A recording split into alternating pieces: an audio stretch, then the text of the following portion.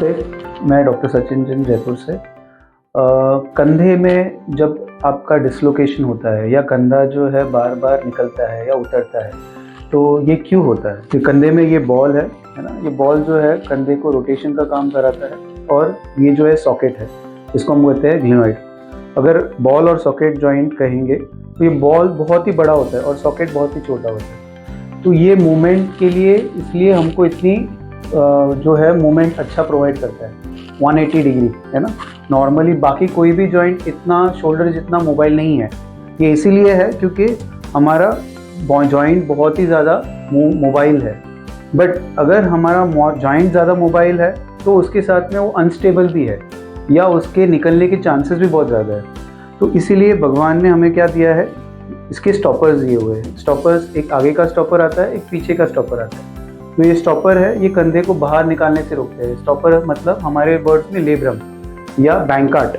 तो जब भी आपके कंधे में बहुत तेज़ झटका लग गया या आप कोई पकड़ के रख रहे हैं कार में या आपके बस में ज़ोर से झटका लग गया और आपके कंधे में इतनी ज़ोर से झटका लग गया कि ये बॉल ने इस स्टॉपर को फाड़ दिया, तो ये आपका कंधा आगे की तरफ डिसलोकेट हो जाता है। तो जब भी ये कंधा आगे की तरफ डिसलोकेट होता है तो आपको बहुत सीवियर पेन होता है। ऐसा लगता है कि basically dislocation is the highest pain, मतलब इससे ज़्यादा कोई पेनफुल कंडीशन हो नहीं सकती। तो उस टाइम पे इसको वापस से बिठाना बहुत ज़रूरी होता है। तो इमरजेंसी में जाके हम कोई मैनुअल्स करके इसको वापस से बिठा देते हैं। बट वो स्टॉपर जो फट गया था, जो लेब्रम फट गया था या बैंकाट फट गया था, वो वहीं रहता है, वो वापस से अपनी जगह पे नहीं आता है। तो जैसे ही वो नीचे गिर जाता है, इसके वापस से रीडिसलोकेशन होने के बहुत ज़्यादा चांसेस होते हैं।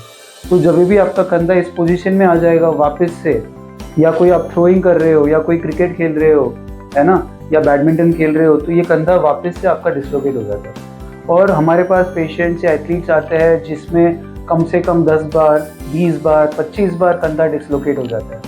अब जब कंधा डिसलोकेट हो जाता है तो समझो ये बॉल आगे की तरफ आ गया, तो धीरे धीरे करके ये जो हड्डी है, आप समझो कि ये हड्डी यहाँ आ गई, तो ये वाली हड्डी इस हड्डी को जाके टकराती है।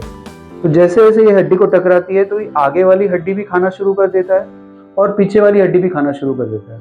तो इसमें हम कहते हैं इसमें डिफेक्ट हो जाता है या इसमें गैप बन जाता है। तो इसको हम बोलते हैं हिल सैक्स लीजन। हिल सैक्स लीजन मतलब पीछे के बोन में इसमें डिफेक्ट आ गया।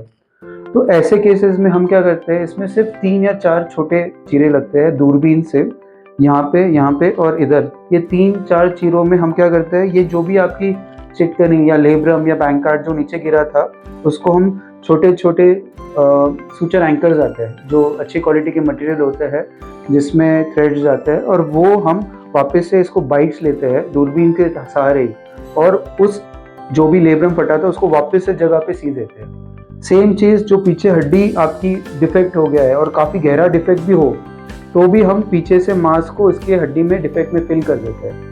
तो उससे क्या होता है कि ये जो कंधा बार बार आपका जो डिसलोकेट हो रहा था, वो चिटकनी वापस से रिकंस्ट्रक्ट होने के बाद में डिसलोकेट नहीं होता है।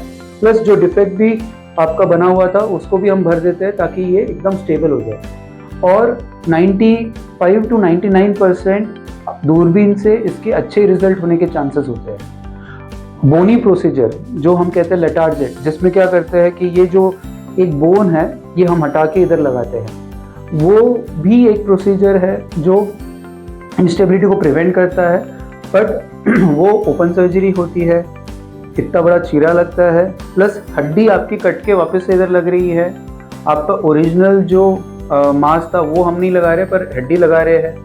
ये भी अच्छी प्रोसीजर है, बट ये हम रिजर्व करते हैं फेल्ड केसेस में या ऐसे केसेस में जिसमें इतना ज़्यादा डिफेक्ट है कि हम उसको वापस लगाएंगे तो भी ये अच्छा रिजल्ट नहीं देगा, है ना। तो वो बहुत ही कम केसेस में होता है, उसी केसेस में हम प्रेफर करते हैं। तो लेटार्जेट अगर हम कर लेते हैं और अगर वो फेल हो जाता है तो उसके बाद आपके पास कोई सर्जरी नहीं बची करने के लिए। अगर बैंकाट करते हैं और बाई चांस अगर वो कुछ हो जाता है उसमें, तो हमारे पास ये सर्जरी नेक्स्ट बचती है जिससे हम उसको वापस से लगा सकते हैं और ये डिसलोकेट नहीं हो। तो आई होप आपको ये शोल्डर डिसलोकेशन के बारे में कुछ जानकारी मिली है। और अगर आपको शोल्डर डिसलोकेशन की कोई भी इश्यूज़ हो तो आप इसको इग्नोर ना करें, क्योंकि आप जितनी बार इसको डिसलोकेट होने दोगे, जितनी बार इसको बाहर जाने दोगे, उतनी बार इसका डिफेक्ट भी बढ़ेगा, उतनी बार ही इसमें आपकी प्रॉब्लम भी बढ़ेगी और रिजल्ट्स में भी कॉम्प्रोमाइज़ आएगा, थैंक यू सो मच।